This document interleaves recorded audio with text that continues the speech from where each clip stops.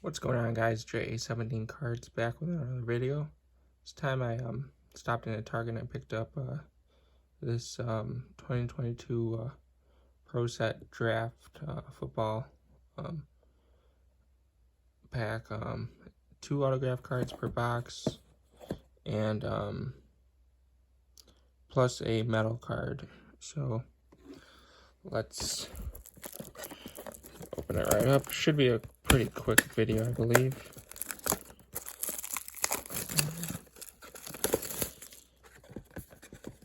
Let's see. Okay, here they are.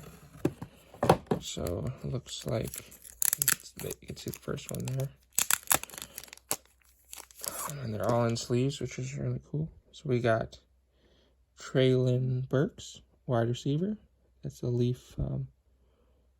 That's going to be the metal card.